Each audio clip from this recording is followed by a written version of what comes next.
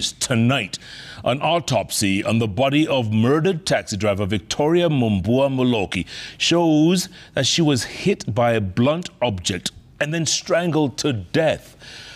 As our crimes reporter Franklin Nwara reports, detectives say the main suspect in the murder of the Mombasa-based taxi driver has confessed to have killed Victoria before driving for several kilometers with her dead body and then dumping it in Mai Mahio. Take a listen. Old Victoria Mumbua Muloki was hit several times on the head with a blunt object before her assailant strangled her to death. The late Mumbua had several injuries, which included a severe head injury. The assailant hit her several times on the head. Further to that, the assailant later on strangled her to death. Government pathologist Dr. Johansen Odor, who conducted the autopsy on her body, revealed that the young mother did not go down without a fight. There also what looked like a defensive injury along the arms, meaning that she was trying to defend herself also. Odor says her body had physical injuries, implying her killer was intentional. More samples have been taken for further tests, and this is crucial for investigators. Her family says the mother of three was only trying to fend for her children. Unfortunately, as fate would have it, this has been dealt a big blow. Tafika mahali pia tuombe wa Kenya watusaidie in terms of kuangalia wale watoto na kuwasomesha. So as a family we'll come up with a pay bill number yenye maybe tutashare na wa Kenya watusaidie mahali wanapoweza. As this happened, a group of online taxi drivers took to the streets in Mombasa demanding justice for the killing of Victoria. Jamaa mwenye aliarestiwa is committed similar crimes before.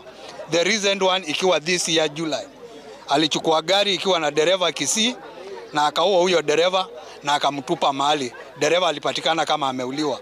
Kwa hivyo kama security agencies wangekuwa wamefanya kazi yao na kumuarrest before akuje kupatana na Victoria angekuwa alive. Uko hatarini sana because we are not protected by the government. They are not protecting us. Because this person has been scot-free all along. Now, we don't understand and we want justice. This time we want justice. This person has to pay for the killings he has done. As the family awaits comprehensive results, a dedicated team of homicide detectives is piecing together details into Mumbua's murder. Detectives plan to revisit all crime scenes in pursuit of CCTV footage and to forensically place the suspect at the scenes of crime.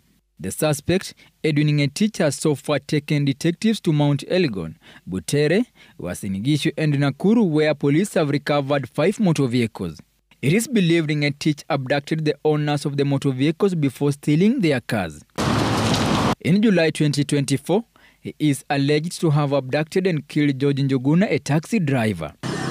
Edwin has 2 murder cases and 2 robbery with violence cases involving taxi drivers. There are fears he might have killed more people. Police say after abducting his victims, Edwin would take their motor vehicles and use them to transport drugs or refugees as part of a human trafficking syndicate. In his confession, Edwin told police that on the 27th September, he made a ride request to Victoria while in Mombasa.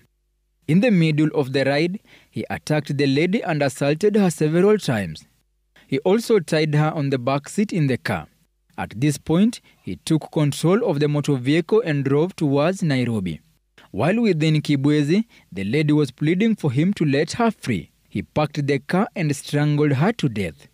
He drove all the way with the body to Mai Mahiu and dumped it in a thicket within Lari. Having successfully eliminated his victim, his last stop with a motor vehicle was in Nakuru, where he was arrested and detained. An ambitious Victoria Muloki thought the ride request would be like any other. Unfortunately, the young mother will be abducted, tortured and killed. If the motive was to steal her car, then why did they have to end her life? Franklin Nwara, Citizen TV.